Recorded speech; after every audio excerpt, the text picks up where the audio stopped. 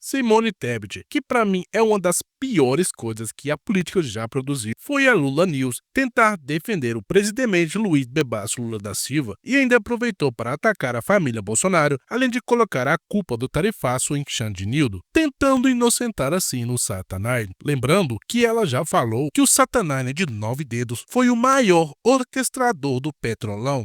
Pois é, nós estamos numa situação sem precedentes, é importante colocar, né? E o que dificulta muito para a própria diplomacia brasileira, que é considerada uma das melhores do mundo.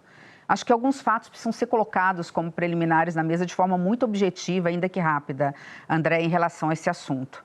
A meu ver, o governo Trump está sendo induzido a erro por mentiras da família Bolsonaro.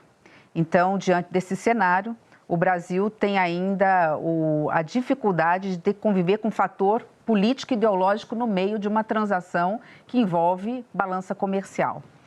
A primeira carta, e isso é conhecimento público, causou absoluta perplexidade no governo. O presidente Lula olhou para aquilo e falou, é fake news? Porque a diplomacia brasileira nunca tinha convivido com uma situação dessa em relação aos Estados Unidos. Depois veio uma certa indignação do governo. Mas como assim? O que está na carta não condiz com a realidade. O Brasil vive uma democracia, quem tentou o golpe foram eles. O Brasil tem a democracia forte onde as instituições funcionam, o poder judiciário é independente e o poder executivo não tem poder de decisão em cima de uma decisão judicial de um ministro do Supremo Tribunal Federal. Então, a partir daí, nós vamos tentar entender o que estava acontecendo com a investigação uma semana depois, na sessão 301, onde ali tinha tudo, menos discussão de comércio. Ali falava de uma possível pirataria na 25 de março, ali falava do PIX comprometendo cartões de créditos americanos, ali falava, para não dizer que não tinha nada, tinha etanol no processo. Fora isso, tinha tudo. Desmatamento ilegal no Brasil, de um país que acabou de sair, né, do Acordo de Paris. Então, diante de tudo isso, André, eu posso atestar para você e para quem está nos acompanhando, o governo do presidente Lula não saiu da mesa de negociação porque ele não conseguiu sequer sentar à mesa. Nós não temos com quem dialogar. Então, nós temos hoje, infelizmente, a constatação de que nós vamos ter que esperar 1º de agosto, com tudo pronto, obviamente. Então, todas as medidas estão na mesa do presidente, algumas delas vão ser levadas adiante, outras não, a depender do seguinte, 1º de agosto, primeira pergunta, vai haver prorrogação como teve com a China? Segundo, eles mesmos vão diminuir a alíquota tarifária de alguns produtos que eles não produzem lá e que impacta a inflação na mesa do americano médio? Então, entre outras coisas, então, antes do dia 1º, a única coisa que temos que fazer, né, além da diplomacia, é nos prepararmos como estamos nos preparando para uma reação, não retaliação, é importante que se diga. É defender a soberania do Brasil e os interesses do povo brasileiro. Meu Deus do céu, eu achava que era difícil escutar o Lula falar, mas estou vendo que ela está no mesmo nível de insanidade e demência do Satanás. Onde será que essa mulher está vivendo? Porque não deve ser no mesmo Brasil que a gente está, não. Parece que é uma doença da esquerda ficar negando a realidade. E em outro momento da entrevista, ela fala também da rejeição da família Bolsonaro e que a população e até mesmo alguns políticos não querem se associar a eles. O que é bem estranho, porque é só ver a última motociata que o Bolsonaro participou e olha que ela foi em um dia de semana, ou seja, muita gente estava trabalhando, mas como eu disse antes, parece que eles vivem um mundo paralelo. Agora me fala, se a família Bolsonaro está tão queimada assim, como eles dizem, por que Xandinildo insiste em proibir Bolsonaro de falar? E olha que ele pode ser preso, até mesmo se terceiros replicarem os conteúdos dele. Então me fala se isso não é censura. Isso porque eu estou falando apenas de um caso. O caso de um ex-presidente que não foi nem condenado, mas é proibido de falar. E por último, ela ainda fala que o Lula não vê problemas em negociar com Trump e que o Brasil não vive em uma dita, entre várias outras mentiras. Eu já vou avisando logo que essa última parte é para quem tem um estômago forte. Ela falou que o Trump é muito pragmático, mas no começo da carta dele, ele vincula qualquer negociação à família Bolsonaro. A senhora diz, ele foi induzido ao erro. E agora, para fazer esse recuo, até a família Bolsonaro está dizendo que é o presidente Lula quem tem que fazer esse gesto. A senhora acha que o presidente Lula deveria ligar para o Trump?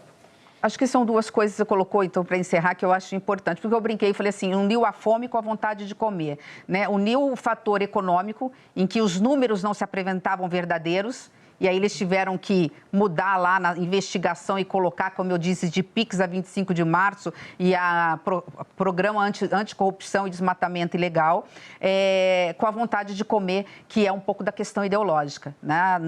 Não há dúvida que o primeiro passo foi, aí não é uma democracia, é preciso anistia, é preciso intervenção. Acho que a questão é muito mais Alexandre de Moraes do que presidente Lula.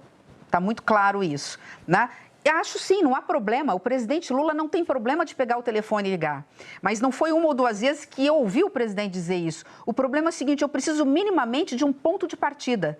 Eu preciso de um start para chegar e que essa reunião não fique, o telefonema, depois, não fique pior do que estava. Qual é o ponto de partida? O que efetivamente vem de lá para cá? O que efetivamente, de novo, o governo americano quer do Brasil, que o Brasil ainda não tenha se prontificado, o que o Brasil tem a oferecer e que ainda não foi negociado? Nessa ligação, o presidente não quer discutir, por exemplo, soberania, não quer discutir de forma alguma julgamentos de Bolsonaro.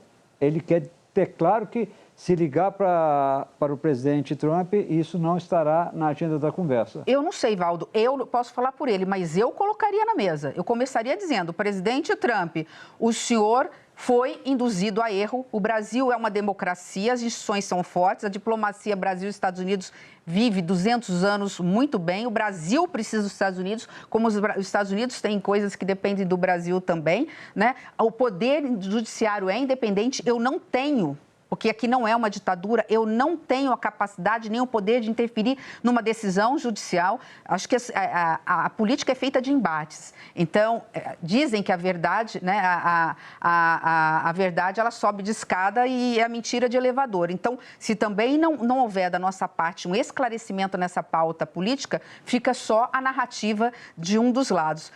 Né, se fosse, eu entraria, sim, na questão política, ideológica, com muita tranquilidade, porque nós não temos nada a esconder. Aliás, eu convidaria o presidente Trump para vir novamente ao Brasil, eu sei que ele já conhece o Brasil, para ver que aqui a imprensa é livre, que os poderes são independentes, né, que o Congresso Nacional hoje, inclusive, é muito mais fortalecido que o Executivo, né, e que a gente aqui vive com a liberdade de expressão, as redes sociais aí podendo utilizar dentro de um regramento, obviamente, constitucional, o que quiserem, né, e que aqui houve tentativa de golpe mesmo e que os criminosos têm que estar e vão ser punidos e que têm que estar na cadeia.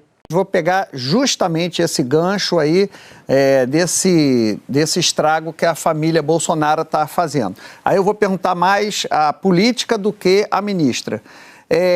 Até agora, o nosso campo político é mais pobre que terras raras, né? Não tem 7 campos, tem para mim 3. O campo do PT, tem o centro, que a senhora e o Alckmin deram a cara de frente ampla, né? O centro que na última eleição optaram pela democracia e não pelo golpismo, e ali uma pangeia de direita subordinada ao Bolsonaro, esses 3 campos. A minha pergunta, diante disso, dessa crise, a senhora antevê ali o surgimento de um outro bloco, por exemplo, a direita democrática separada da extrema-direita do Bolsonaro?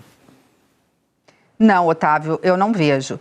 O que eu vejo é cada vez mais a extrema-direita se isolando, a família Bolsonaro se isolando e aqueles que, de alguma forma, flertarem com ela, com a família, ou tentarem defender essa família, vão pagar um preço já nas próximas pesquisas de rejeição, porque está muito claro para a sociedade brasileira que a família não era a família brasileira, mas a família Bolsonaro, né?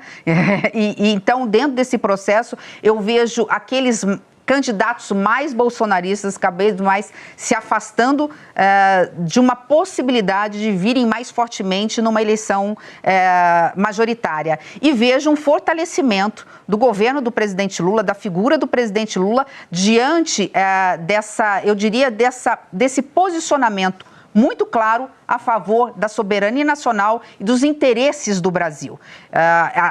Houve um verdadeiro tiro no pé, como vocês comentaram, e eu acredito nisso.